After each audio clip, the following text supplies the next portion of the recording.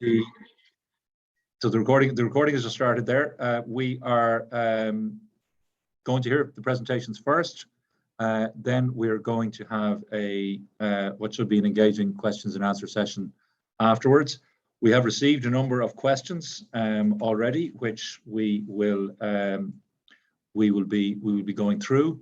But if there is a specific question that anybody else would like to ask, if you just make a note there in the chat box to say that you'd like to ask a question, you don't have to go into the specifics necessarily of it.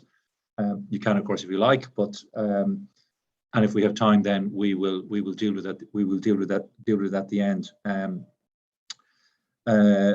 Mary Houlihan has also suggested that if there are questions which we don't get to, if you feed those back to Jenny, they will try their best to come back with answers to them for you. So that's enough of the housekeeping. We are delighted, and on behalf of Dungarvan West Waterford Chamber, I extend a special welcome to our two guest speakers today, Paul Kelly and Mary Houlihan. Paul is the CEO of Failte Ireland, and he is going to give us an initial presentation. I'll just outline the overall objectives and development plans around Failte Ireland and tourism for the future. And then following that, we're going to hear from Mary Houlihan. As Jenny said, she's the manager of Ireland's Ancient East, and she will outline specifically, following on from Paul, what the plans actually mean for Waterford city and county, including Dungarvan and West Waterford. So look forward to hearing the two presentations. And Paul, welcome. And shame it's a shame we can't have you here in person in the southeast, but very welcome, and we much appreciate the time and look forward to your presentation. Great, thanks very much, Shane, and thanks everyone for the opportunity. As I look at the visual on the first slide, I'm very disappointed I can't be with you there myself as well, enjoying the wonderful southeast. Yeah, well, look, I'm just going to take you through very quickly some top-line kind of national strategy approach from Failte Ireland, and then as Shane says, Mary will kind of get into a little bit more of the detail around the southeast and how we bring that thinking to life in the southeast. So if you want to kick on there, Mary, on the slides, that's great. So I'm going to start, with kind of the overall Failte Ireland mission and vision. And as it says here on the slide, our mission is to support the survival and drive the recovery of the tourism sector in order to maximise the sustainable economic, environmental, cultural and social contribution of tourism to Ireland. So just for a second on that to say, that's written very deliberately around, it is about, our mission is to I suppose, use tourism for the benefit of Ireland. So the way we kind of describe that as our shareholders are the people of Ireland through the government, the industry are our partners, and our customers are our visitors. But we work predominantly on behalf of our shareholders. So it's about what can tourism do for Ireland, is kind of our overall mission. In terms of our vision then, is we want to lead the development of a tourism industry that is on its way to making an even bigger and more sustainable contribution to Ireland's economy, environment, society, culture than it did back in 2019. And we do absolutely believe that tourism can come back bigger and better and more sustainable than it was before we came into the COVID crisis. Our top priority objectives are, initially in the short term, it's about supporting the survival of tourism businesses, and obviously with a particular focus on strategic tourism businesses, because they're the ones that will, if you like, kind of be most important to that recovery. And then in the long term, it's about, I suppose kind of our priority thing would be, the way we describe it, is maximizing the number of sustainable tourism jobs. And just to speak to that for a moment, putting tourism in the context of Ireland Inc., as it were, we have to be honest, tourism is not the largest sector in terms of gross domestic product. It's not the largest sector in terms of exchequer revenue. But what tourism can do, like no other sectors, is tourism can create jobs.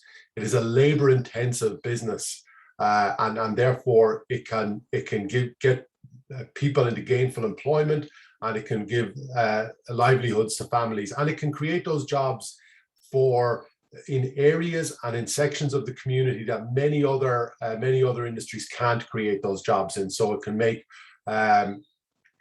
a lot of rural communities that wouldn't be sustainable. It can make them sustainable in terms of providing enough employment to keep people in the area, to keep, you know, local GAA teams having enough people to stay as teams, keep enough business for local restaurants or pubs or whatever, and shops, etc. So really important around that, you know, sustaining that employment. If I move on then, Mary.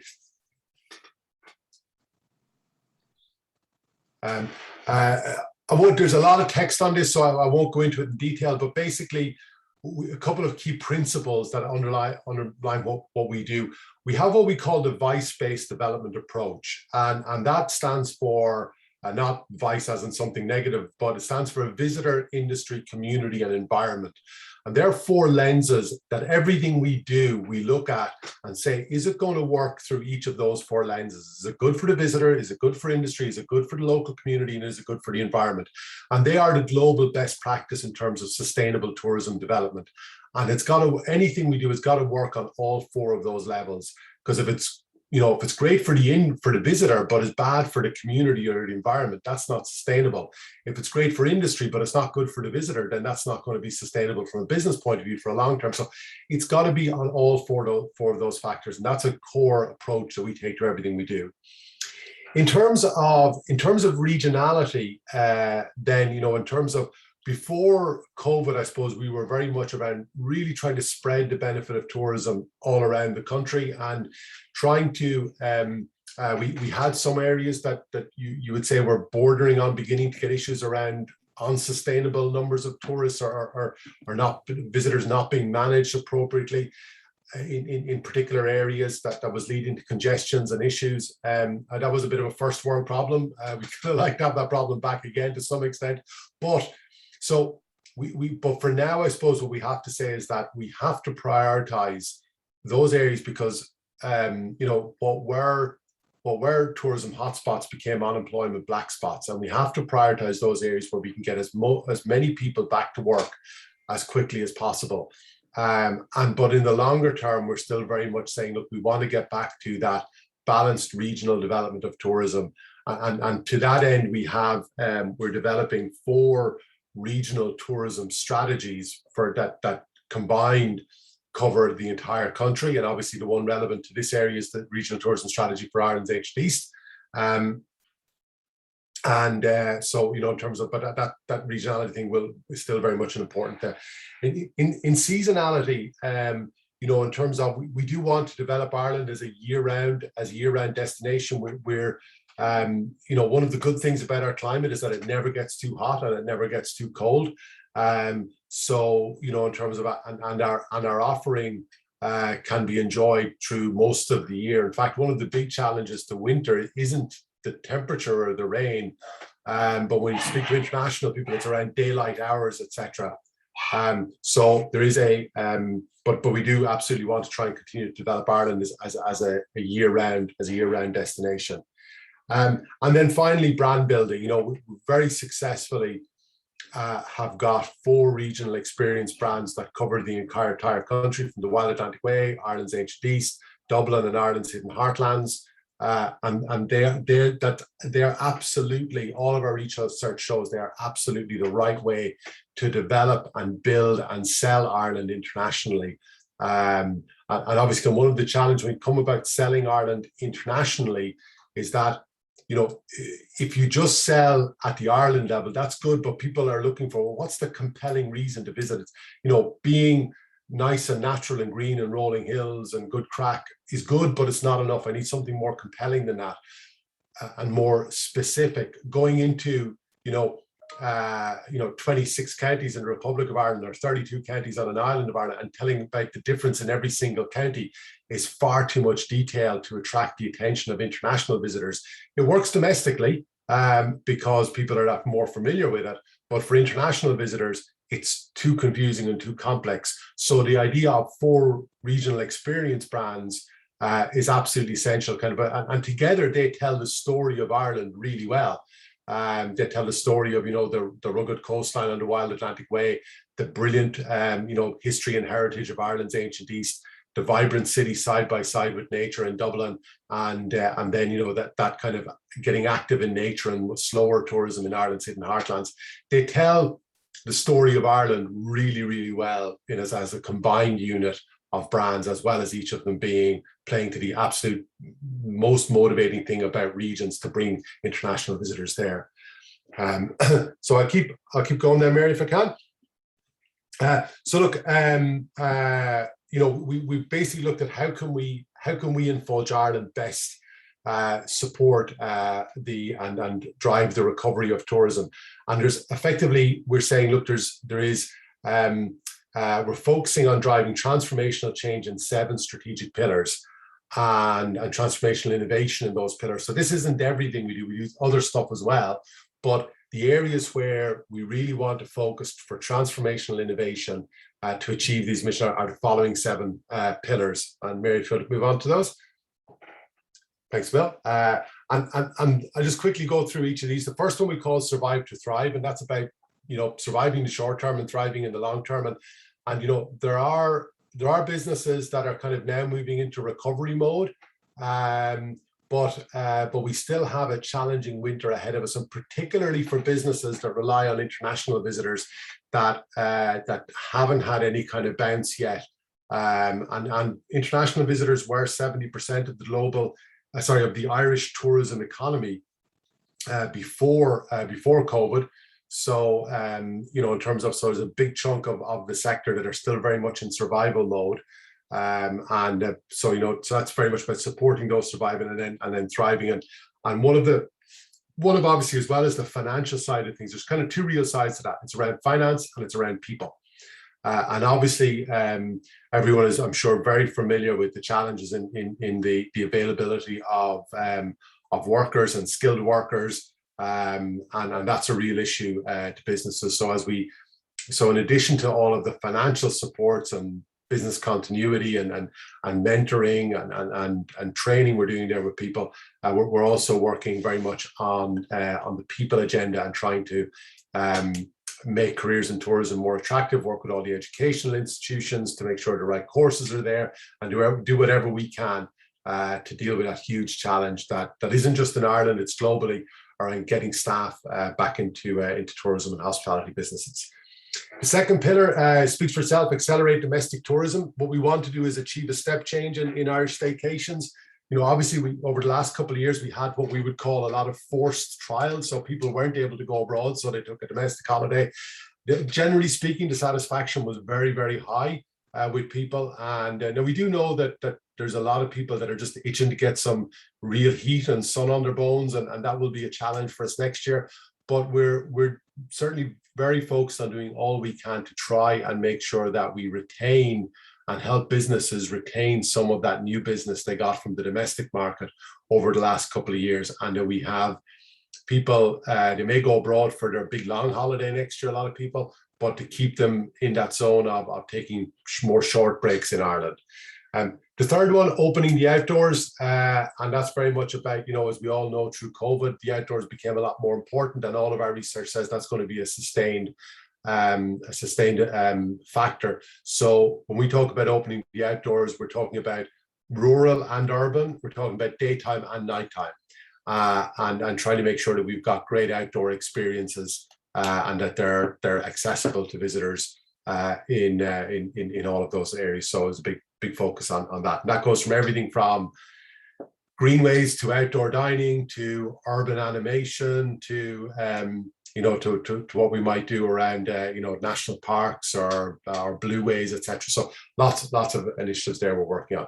Digital that delivers is the next one, and this is another big thing that happened across COVID. Obviously, was the underlying trend around people doing everything online massively accelerated, as today is a prime example of it.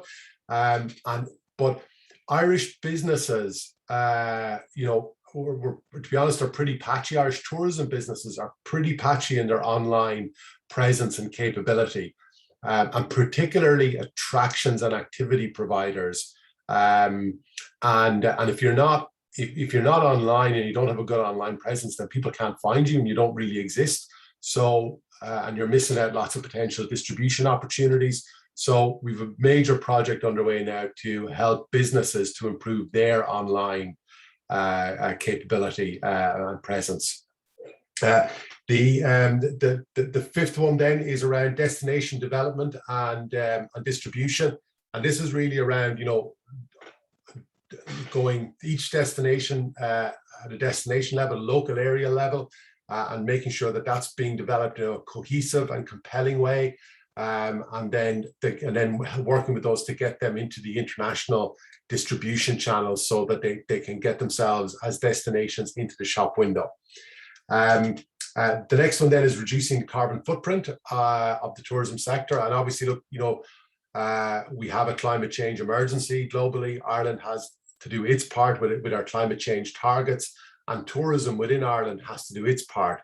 And we absolutely are going to have to reduce the carbon footprint of the tourism sector. There is opportunity in that because, you know, in terms of visitors, you know, are more and more interested in it and more looking for it. And it's going to become a table stakes in terms of, you know, if you're not going to be sustainable, you're not going to get a seat at the table, never mind win the game.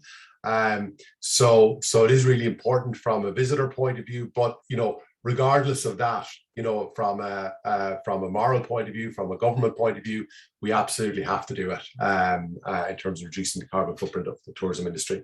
And then finally is just kind of our underlying pillar of all of which is around delivering excellence in everything that we do, and making sure that everything that we do is best in class.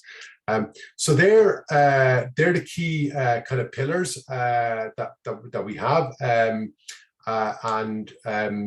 I will, I think, hand over to Mary now, who will take you through the application of some of that thinking to the southeast. Thanks, Paul. Good morning, everybody. Well, Paul has given you an overview of Failte Ireland's future strategic focus, and I'm going to talk about what this means in terms of Failte Ireland's short, medium and long-term objectives for tourism development in Waterford. In the short term, our focus has been very much targeted at helping industry and destinations survive the challenge of COVID, as well as planning for recovery. And the initiatives have been delivered at business level and at destination level. In response to the business challenges being presented in the last 18 months, Failte Ireland established a non-line business supports hub. And here industry were able to access a wide range of different business and financial supports and training webinars. And these supports included information and templates on business and financial planning, preparing for meetings with banks, managing HR risk. We've also provided mentoring and training to a number of Waterford tourism providers, both individually and collectively. And I have to say, look, we've received really positive feedback from industry availing of these supports. They're telling us how helpful they found them in terms of their being able to keep their businesses operational over the last 18 months, as well as helping them plan for future recovery. We're also administering the Tourism Business Continuity Scheme, which is proving so beneficial as well to businesses in terms of helping them survive, as well as priming them for the reopening of international markets. Paul just mentioned there about the challenges that our industry are experiencing around recruiting. As a response to that, we've recently launched Be the Pulse, and it's a new recruitment, marketing and awareness campaign to help attract new staff to the industry. And we've also created an industry recruitment toolkit, which is available to download from the visitor hub, from the business hub. Last year, we established the Waterford Destination Recovery Task Force in partnership with Waterford City and County Council. And representatives from each of the tourism sector groups sit on this. Our priority has been to deliver a coordinated response to create resilience and support recovery in Waterford tourism businesses. And this group has delivered a number of tactical actions to drive demand right across this year. These actions, or the momentum projects, were informed by consumer research, which told us that in 2021, visitors were looking for destinations that could offer outdoor activities and experiences. And look, Waterford is really well placed to take advantage of this with the Waterford Greenway, its fabulous coastline and beaches, walking trails, gardens, and great towns and villages. And the research also indicated that these visitors were looking for lots of other exciting things to see and do, including great food, evening and nighttime experiences, delivered in a way that allows them to interact with local people and communities. In order to maximise Waterford's potential to capitalise on this, we worked with industry to help them focus on growing their business by adapting their products for the domestic market and by developing a range of new outdoor activities and nighttime experiences to target new audiences, increase dwell time, and grow visitor numbers and revenue. And look, we also got them to think about the Greenway and to leverage that to the benefit of their own business. And look, it would be very remiss of me not to recognise the wonderful award that was achieved last week for that the Greenway achieved for excellence at the European Greenway Conference. And I'd like to congratulate Waterford City and County Council and everyone involved in making this such an excellent product. It's really fabulous. Just going back to the research, this research also informed us that families and unconstrained adults, and particularly those under 45, are offering the greatest opportunity to deliver business year-round. And we encouraged participating industry to work together, bundling and creating holiday packages. And we've a fabulous range of new experiences available in Waterford as a result of this work. And the value of networking and cross-selling, it can't be underestimated, as it's crucial to driving overnights and year-round business. And we would actively encourage you to engage in cross-selling and promotion, as there's really strong best practice evidence that this drives overnights in destinations. And all of the activity that was engaged with this summer was supported by Failte Ireland's Summer and Autumn Keep Discovering marketing campaign, which was all about promoting Waterford as a vibrant and exciting year-round holiday destination. So we led out on delivering a number of these projects. In April and May, we delivered a programme of supports for industry to help them maximise the opportunity for their businesses and for Waterford in 2021. The programme, you can see it here, had 8 different modules and really focused on helping businesses prime their tourism offering for the domestic market, as well as building business acumen, and in particular, digital expertise to help them attract new customers in 2021. There were 24 Waterford industry participated, and 11 of those were new to working with Failte Ireland, which we were delighted to see, and we will continue this work into 2022 and beyond. As a result, as I've just said, there's a wide range of new and exciting experiences in Waterford, which have enhanced the appeal of the county as a holiday destination in the domestic market. We've also invested in outdoor dining facilities, and both Waterford City and Dungarvan have benefited from this scheme, which has been so positively received by businesses and visitors. And I'd really like to compliment the businesses in Dungarvan for embracing this scheme, and also to recognise the role that Waterford City and County Council has played in enhancing the outdoor spaces with planters and other public realm fixtures. I was in Dungarvan several times during the summer, and it was great to see how vibrant the town was, with so many locals and visitors enjoying the outdoor dining facilities. We also launched, we're also investing in animating urban spaces to enhance their appeal, and Waterford City and County Council were successful in their application under the Urban Animation Investment Scheme, which will see the installation of 21 illuminations across the city.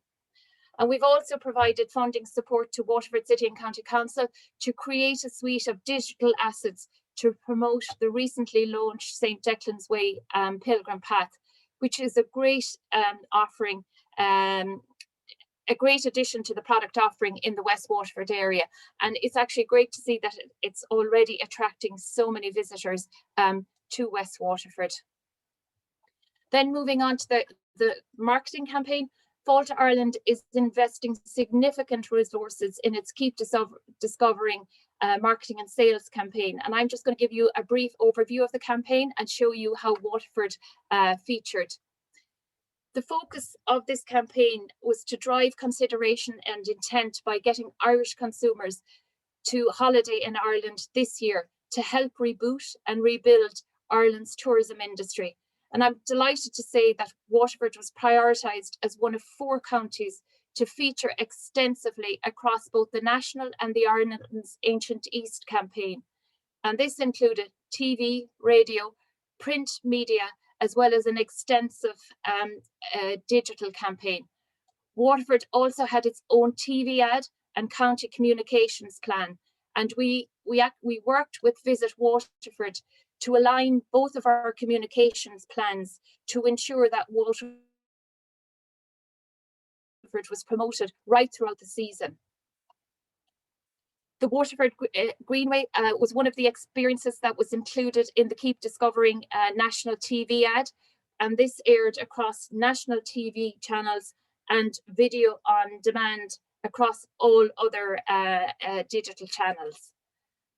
In conjunction with the launch of our Discover Ireland campaign, we commissioned Waterford environmental artist Sean Corcoran to create this absolutely amazing sand art sculpture in Kilmoran Cove on the Copper Coast. And this was promoted across all media and received just under 7 million views on our online channels. Waterford had its own radio ad and was featured in press with 12 different experiences being promoted. We had a digital campaign, we did online digital partnerships, hero content and a video on Waterford, and her.ie and joe.ie featured the Waterford Greenway. And as you can see, there was great reach and interaction for all of these. No Place Like Home was broadcast live from Lafcadio Hearn Gardens in Tramore on the 5th of September. And this included a tour of the gardens as well as a video clip showcasing the top things to do in Waterford. Here you'll see some of the examples of social posts across our digital channels, and this was on both the Discover Ireland's Ancient East Facebook, Twitter and Instagram platforms. We had a look at what consumers were saying about their holidays in Ireland this year and what their intentions were for the remainder of the year. So during the summer, we conducted research with visitors in destinations across Ireland. And 44% are saying that their holiday exceeded their expectations, with 88% or 89% saying that they would return to the same accommodation. And this really highlights the potential to generate repeat visitors. And these repeat visitors are highly valuable. So it's really important to keep in contact with these customers, either through email or social, because if you deliver a great experience the first time they visited, they definitely want to come back for a second time. And then looking at the book trend, is very much last minute. Normal lead-in booking times are 4 to 6 weeks, but this season it was 4 to 6 days. And nationally, 40% of those that were interviewed expressed intent on taking a holiday in Ireland during the remainder of the year. And then just looking at how that filters down into the Ireland's Ancient East region, 33% of all trips nationally were taken to this region, and 42% of those interviewed said they intended taking a holiday in the Ireland's Ancient East region before the end of the year. And the other thing that this research showed is that this destination has a particular appeal for families. And then just looking at the autumn campaign, the focus of the Autumn Keep Discovering campaign is on driving business to counties across the region. And this is a high-reach, geo-targeted, multi-channel campaign supported by Business and Marketing Toolkit. And the geo-targeting is focusing on targeting visitors that are within a 2-hour drive of a particular city. And again, the research is telling us that this is the optimum distance that visitors are willing to travel for a short stay break. A campaign was linked to the TV ad and video on demand campaign. I'm just going to show the Waterford TV ad now. I'm not sure.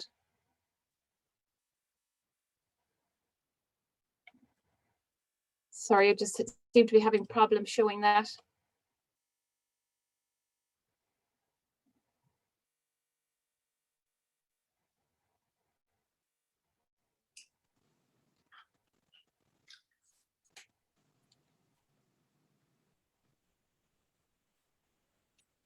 Sorry, have I lost connection? We can still hear you, Mary, and we're on the destination targeting slide. Okay, apologies. I just lost connectivity there for a moment. It's I worked had away. intended showing the Waterford ad, but I think I'll have to. Yeah. Okay. We have the let's so, go. Supporting the TV campaign, there was a digital takeover on 3 social.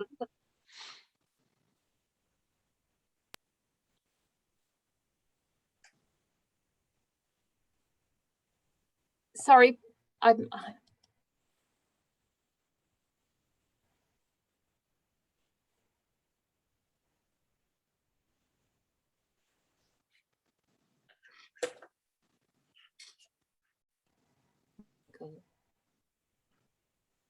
Can you hear us, Mary? We can see your slides, but we can't hear you.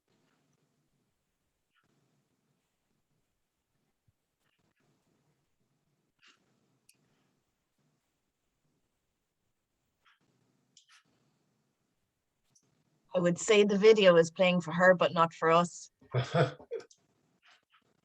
We did a few trial runs and we thought we had it perfected, but this actually happened once during it. So I'd imagine she's enjoying Waterford. It's worth the wait, folks. It is worth the wait. Yeah, we can send on the link anyway.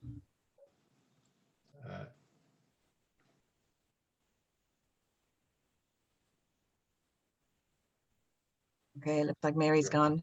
Maybe Mary will jump out and jump back in again.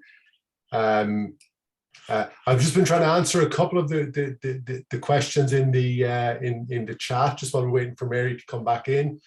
I'm back. I'm back now, Paul. Sorry. Okay.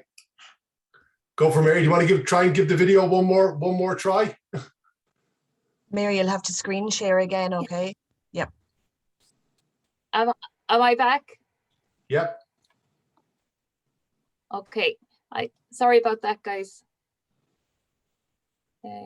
Maybe I'll give the video, maybe I'll give the TV ad a skip and just keep going. And I can just to keep the presentation moving. And if we have time at the end, I can show the TV ad. So supporting the TV campaign, there was a digital takeover on 3 social media platforms featuring visual assets and content of individual counties. Waterford was exclusively promoted on all channels on the 15th of September. And here you can see some of the types of visual imagery used along with comments and feedback. And if you look down on the right-hand corner of the Facebook clip, you can see the call to action to click on the video link showcasing the Waterford ad. And this is the performance data from the day. And I just want to say, comparable to other counties, Waterford performed really well. Let's Go is part of our Keep Discovering Autumn campaign and is driving intent to choose Waterford now as a holiday break destination. And the call to action is linked to the radio and targeting young Irish professionals that have unused annual leave days to book a holiday break. In terms of visiting international publicity, delighted to say that now international travel is back. We've had a number of visiting journalists and influencers in Waterford recently, and hot off the press this week, National Geographic Traveller is in Waterford, looking at the coast and in particular the Copper Coast and all that it has to offer. Our Discover Ireland website, .ie, has its own Waterford landing page, and I suppose my advice to you this morning is it's really important that you have your business listed on this website, as it's a great opportunity for you to sell your business. So really important to have up-to-date imagery and information on the site. And as you can see here, this year we had 31,000 people so far clicking onto the Waterford landing page, and nearly 10,000 people being referred on to their own to individual business websites. So really important that your information is uploaded onto the website. We also have created a toolkit to support for industry to take full advantage of the autumn campaign, and this resource was first launched in the summer, and we got such superb feedback from industry that another one was created to help you maximize the autumn campaign for your own business. And the resource has digital pieces designed to help you access to imagery and social assets, as well as great tips for promoting.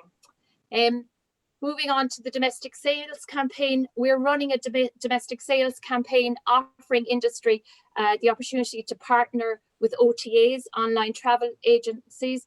We've invested significantly in this campaign, which is running over a 7-month period, and really encourage you to log on to the website and look at how you can take advantage of this to grow bed nights to the back end of the season.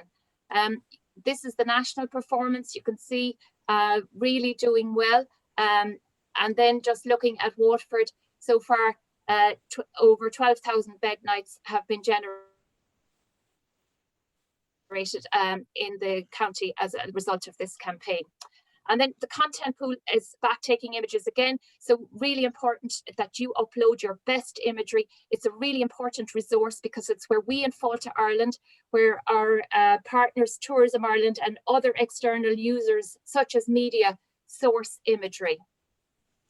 And then looking to Waterford in the medium and long-term strategic objectives and how Dungarvan and West Waterford can be part of these. Failte Ireland is in the process of developing a destination experience development plan for Waterford. This plan will inform the strategic tourism development of the county and city over the next 5 years. And it's going to be key to unlocking the potential growth of the area, building on existing tourism as well and on the current range of experiences that are going to be developed to motivate both domestic and international visitors year-round to Waterford. It's a shared plan and will be prepared in consultation with you, the industry and stakeholders, and anyone who has a role to play in the development of the plan. A team of consultants have been appointed, and they're currently conducting initial visitor sentiment research on the ground in Waterford. And the consultations with industry and stakeholders will commence in November, and we will be in touch with you about this. As part of our continuous commitment to developing world-class visitor experiences, Failte Ireland is investing in building new and improving existing visitor attractions in Waterford. In partnership with Waterford City and County Council, we're funding the development of a world-class visitor garden experience at Mount Congreve, and this will attract over 150,000 visitors over time, and it's going to be a great asset to the tourism offering in Waterford. We have invested in new experiences at Lismore Heritage Centre, Lafcadio Hearn Gardens and Bishop's Palace, and our recent Platforms for Growth Capital Investment Programme will see the establishment of new changing and shower facilities at Ardmore Beach and improvements made to existing facilities at Tramore. And we're also investing in improving visitor flow, interpretation and orientation in Waterford City through the Destination Town programme. Paul spoke about digital that delivers, and that's going to be one of the key areas that we will be focusing on building industry capability. We have launched phase 1 of the digital transformation programme. There are 12 visitor experiences from Waterford participating in this programme, and this is going to help these businesses assess and optimize their websites content, improve digital channels performance, maximizing the opportunities to grow business numbers and revenue through their digital assets. And we're going to continue and build on the work that we've done already with industry in terms of further developing commercial acumen, getting these industry to look at making their experiences saleable and improving B2B and B2C sales and marketing strategies. And looking to the future opportunities, research is continuing to tell us that destinations offering outdoor experiences and activities will continue to appeal to visitors post-COVID. And in particular, nature and outdoor activities are seen as being key drivers with what are being referred to as unconstrained adults or under 45s, as they are more inclined to explore new places with groups of friends and are looking for exciting outdoor activities. And Waterford can really capitalise on this, given its close proximity to the Dublin market, and target this sector year round. And there's also an opportunity in the family market to drive short breaks across the season. The extension of the Waterford Greenway to New Ross will enhance the appeal of the Greenway to both domestic and international visitors, and offers a great opportunity to increase dwell time. Going forward, we will be working with you and industry to get you to focus on positioning the county as a year-round destination by leveraging the Greenway and other outdoors. And we're going to be targeting building 3- and 4-day holiday packages to enhance the appeal of the destination across the year. And looking at increasing dwell time, a destination needs a variety of products. And look, I've already mentioned Waterford has great, the Greenway, great outdoors, great visitor attractions, excellent food and retail. But industry needs to focus on creating new evening and nighttime experiences, as these are key to driving the overnight. And this will be so important to help businesses survive in the next 2 years as we wait for international markets to fully recover.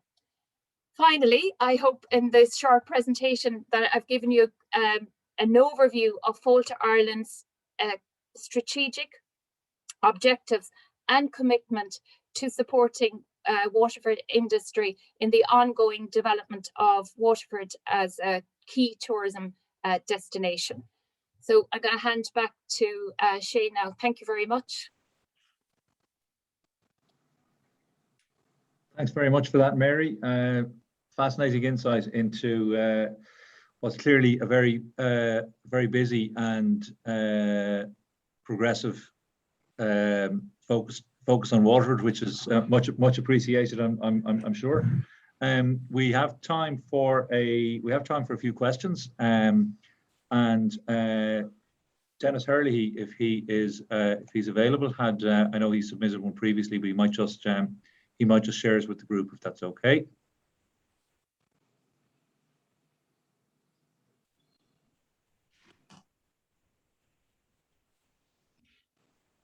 You there, Dennis?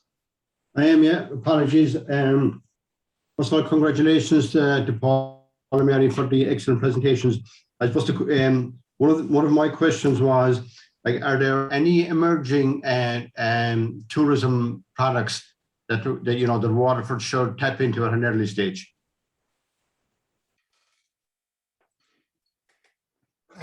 I think, I suppose it's the kind of there is a fantastic development pipeline from amongst all the things that Mary was talking to from a tourism product point of view, and I think it's really about leveraging those and being ready to leverage those. Quite often, one of the things that I see as I travel around the country is great new visitor experiences open, and the businesses around them, although people have known, and it's been kind of easily accessible knowledge that the new visitor experience is going to be open in 2 years' time or whatever, or a year's time.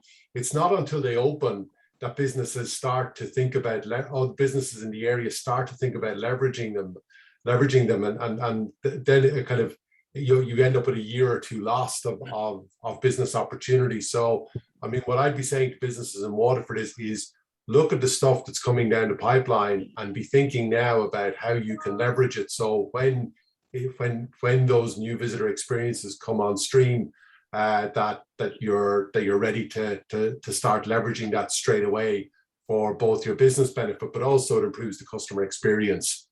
So yeah, Mary, have you anything to add, you think?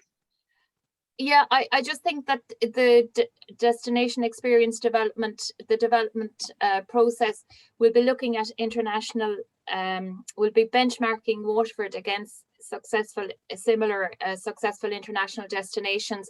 And I think that might identify gaps in the current offering that could be developed to further enhance Waterford as a tourism destination. And I know I've referenced, and Paul has referenced, the nighttime economy. It's really important just to focus on developing evening experiences for our visitors, because that's how we're going to get the overnight. So that's an immediate need in Waterford, new nighttime experiences. And we're not talking about going to the pub, because it's more than that. Our visitor likes to go to the pub, but that's just for one night. They obviously look for other experiences in the evening time, particularly between 5 and 10 in the evening. And just the other point, if I can just quickly add to that, is as we get into that destination experience development plan, it is really important that everyone in the destination pulls together and people realize, I suppose, that the interconnectivity. So, I am a bit conscious of, we're talking to West Waterford and Dungarvan, and, so it's going to be really, really important that West Waterford and Waterford City work really well together and don't see it about growing the size of the pie, and indeed work really well with what's happening in Cork and Kilkenny and across into my own native Wexford, but it is about in terms of working together and about increasing the size of the pie, as opposed to kind of worrying about which end of the greenway gets a particular cup of coffee and the revenue for a particular cup of coffee. That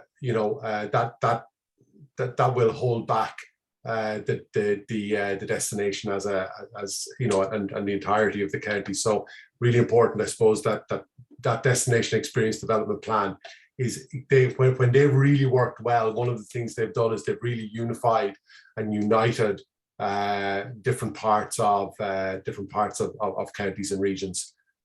So just I think it's a good opportunity to do that.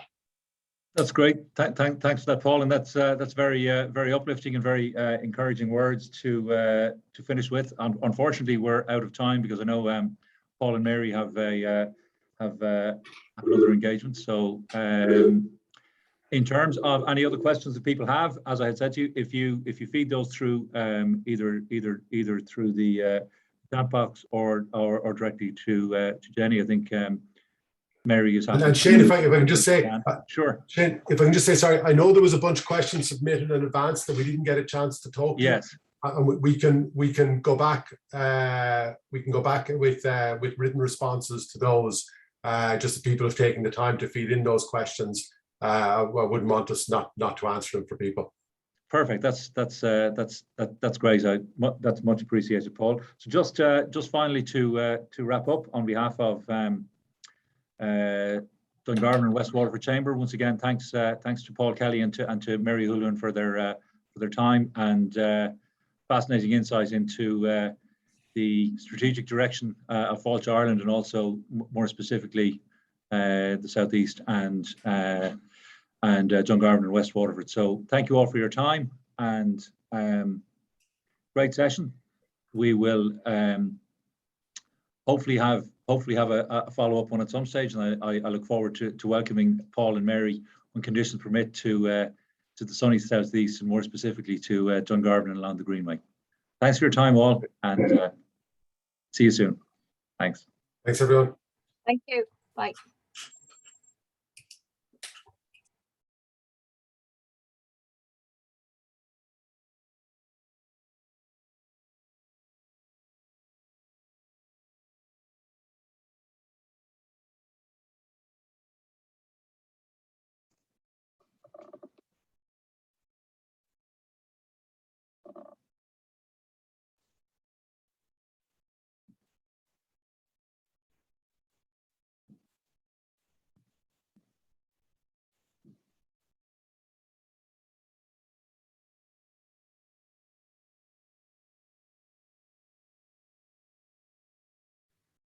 Shane, I'll give you a ring.